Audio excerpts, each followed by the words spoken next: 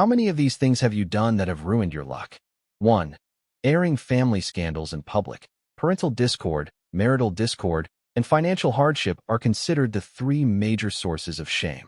Doing so unintentionally exposes your vulnerabilities and weaknesses to the outside world. Those who scheme against you will usually not confront you directly, but will choose to attack your family's weakest point. In social situations, every complaint you make to your elders, every belittling of your partner, every exaggeration of family conflicts, and every time you complain about being poor to outsiders, greatly damages the family's fortune. In life, you must clearly distinguish between those who are merely social acquaintances for mutual benefit and those who will accompany you for life, those you will spend every day with. 2. Being a busybody leads to trouble. Too much talking breeds problems, and being overly assertive causes trouble.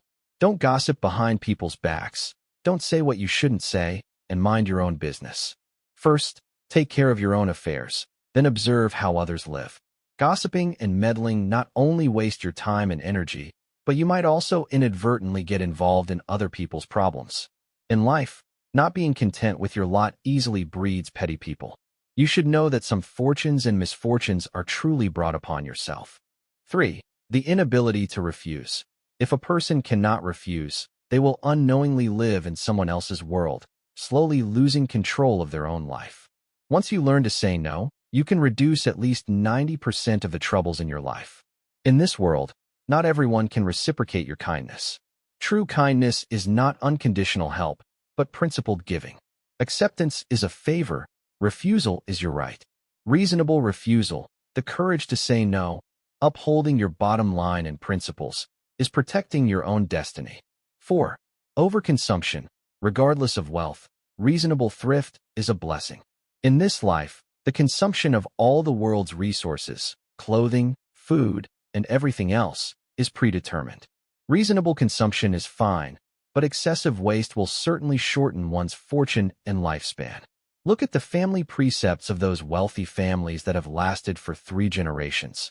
The first 3 sentences will invariably mention the prohibition against extravagance and waste.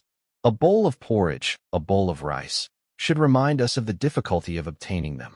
Even a thread or a strand of cloth should remind us of the hardship of producing them. Consume without waste. Don't overdraw your blessings. 5. A short temper is called anger in Buddhism.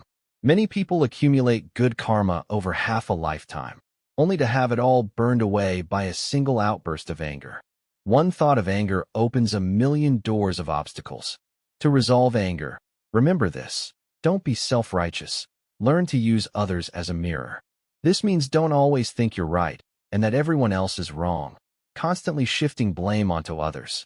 You need to learn to treat the object of your anger as a mirror for your spiritual practice, reflecting on your past actions that led to this karmic consequence. Forgiving others is forgiving yourself. 6. Excessive showing off. Some people, after achieving even a little success or gain, start to flaunt it, as if they want the whole world to know. Such people generally don't go far or achieve great things. Let's not talk about other places, just look at the internet. How many of those who flaunt their wealth end up well? There's a saying in the Analects: a gentleman is composed but not arrogant. A petty person is arrogant but not composed. In this world, it's easy to dodge a spear in the open, but hard to guard against an arrow in the dark. Some people hate you for no reason other than because you're doing too well. Truly intelligent people choose to quietly amass wealth. 7. Lack of virtuous speech. Virtuous speech has 2 aspects: internal and external. Some people constantly sigh and complain or speak carelessly, frequently mentioning things that are already past or future. Others love to speak ill of others, gossip, and spread rumors. You should know that weapons are easily destroyed, but harsh words are hard to erase. Illness enters through the mouth, and disaster comes from the mouth. Your mouth is the fastest way to create negative karma. However, a virtuous mouth also brings wealth and good fortune. Kind words bring a lifetime of prosperity. 8. Excessive gambling addiction. There's a saying that's particularly harmful: a little gambling is harmless, but excessive gambling is detrimental. But ask yourself, which gambler who ends up ruined and destitute because of excessive gambling didn't start with small bets? For those with a strong gambling addiction, Every bet they place is a loan against their future wealth, squandering the blessings they've accumulated. In this world, casinos are everywhere. They profit from your gambling mentality. Remember, in situations where you can't afford to lose, the best strategy is to stop gambling altogether. 9. Be careful in choosing friends.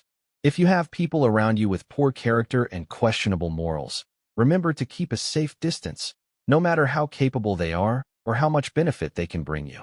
Such people often sow the seeds of madness and reap death. This is not an exaggeration. Reality is far crueler than this statement, because a person with wicked intentions who knows you very well is more terrifying than 100 enemies. 10. Excessive indulgence in sexual activity can damage your fortune. A person's luck is closely linked to their vital energy.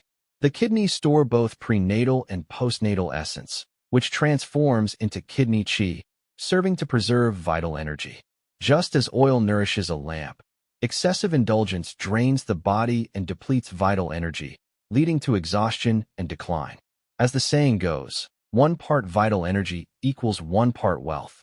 To ensure good fortune every day, moderation in sexual activity is essential.